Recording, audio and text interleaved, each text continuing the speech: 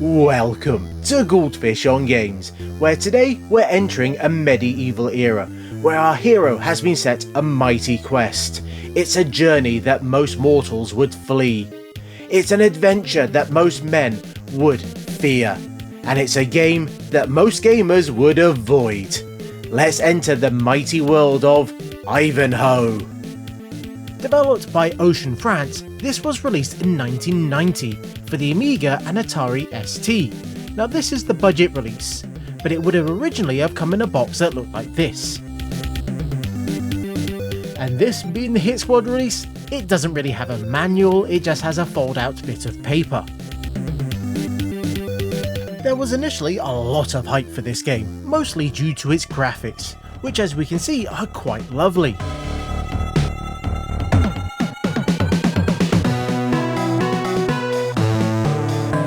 And it was reportedly done by an animator from one of the Asterix movies.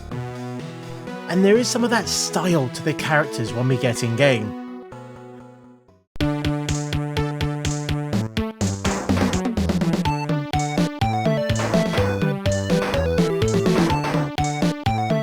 But wow, we can clearly see the limitations of that artwork, as these large sprites do not animate all that well. And the music is completely out of place. I do wonder if they just grabbed whatever they had lying around and just dumped it in this game, as it does not suit the style or the art or even the gameplay at all. And that gameplay, well, it is a little bit mixed. What we have is a mostly basic side-scrolling brawler, similar but more limited than Golden Axe. As, well, there aren't a huge number of moves here. You can swing your sword about, or you can use your shield to block attacks. That is pretty much it. Those attacks will come in from all sides, and you're very quickly swarmed if you're not careful. The manual mentions moving slowly, which is a very good tip, but then we also have a time limit. As why wouldn't you have one?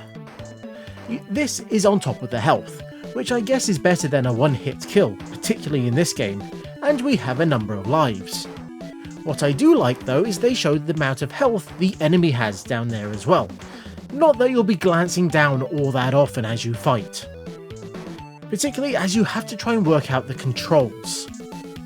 Now the typical left and right will move you around, but pushing up will raise your shield. And if you keep holding a direction, you'll move that shield around.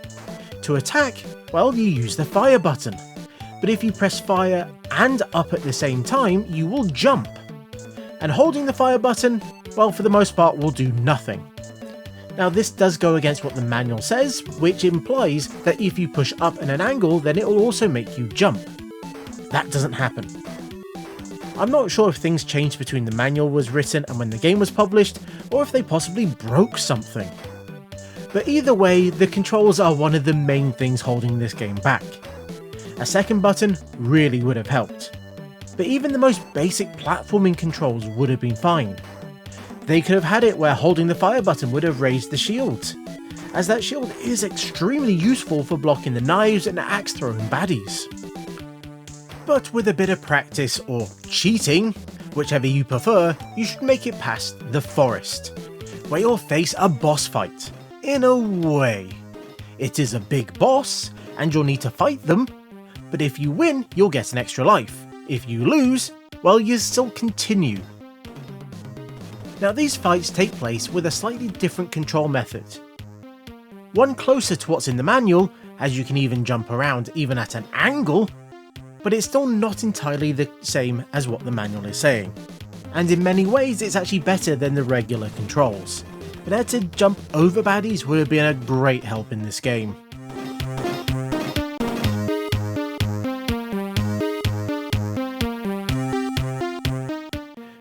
And as we continue on, we get on a boat, where we'll end up doing the same basic combat loop all over again, but this time against sailors.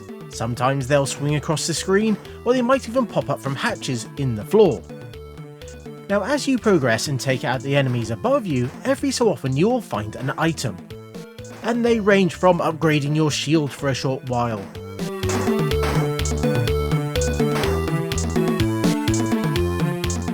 but one of the funnier ones is the triple attack. It is great for clearing out enemies all around you. But there's also the flaming sword, and that is used if you'll hold down the fire button and it will charge up, and when you release it, it will clear all the enemies on screen.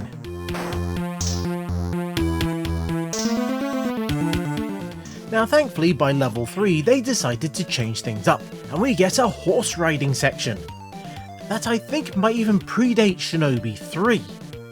Not that I think that game was taking notes from this one. Now our hero is quite limited, as they will always be on the very left hand side of the screen, but they can jump up and down over the items. And later on you'll get to shoot at bombs and other baddies that will show up as well. For a while I was wondering what these weird white things that would fly across the screen were that I had to duck. Well, I think they were snakes being fired at us from this mid-boss baddie that is on a flying carpet. The French seem to have a thing for flying carpets.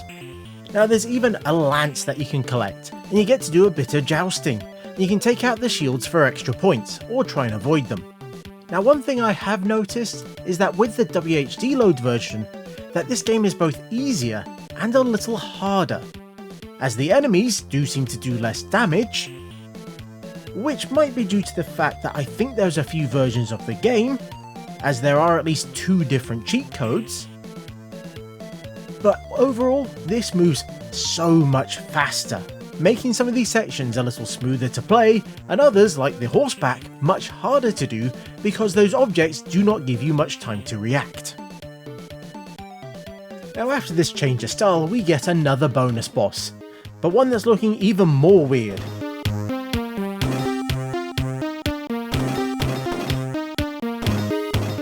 Before we end up heading through a town in Austria, as we have travelled all the way from England over the seas via France to this town, because we are on a quest to save King Richard, who's been captured by Leopold of Austria. Now that was an actual event that happened, but this is a very loose take on the Ivanhoe books, where Ivanhoe rescued the king, which didn't actually happen in real life. I also don't think that Ivanhoe fought against a diamond monster in the middle of the city, but I could be wrong.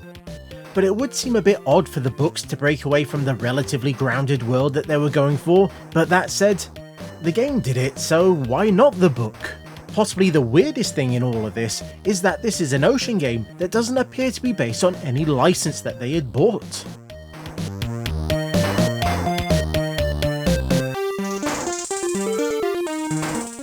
And that story of us starting in England before heading over the seas is told in this animated map that we get between the levels.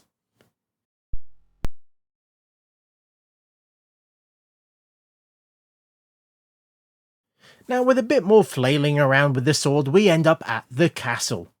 A more interesting level than you might expect, as there's all sorts of various doors that you can go through, and it ends up being a bit of a maze.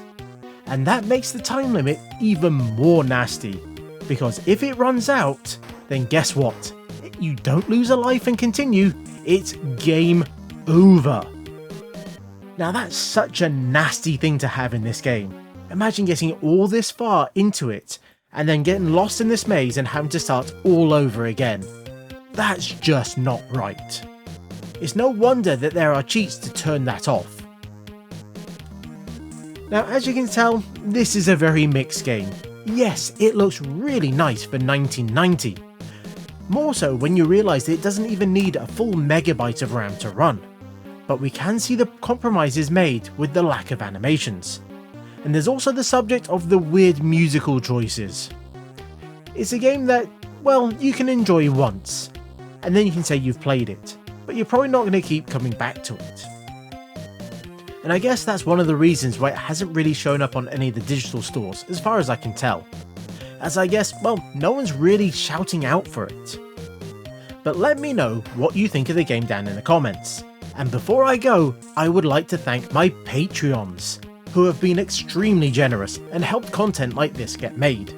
And if you'd like to join them, then there'll be links in the description. Or if not, then a like and subscribe can help just as much. And until next time, I was the Goldfish, that was Ivanhoe, and this was Goldfish on Games.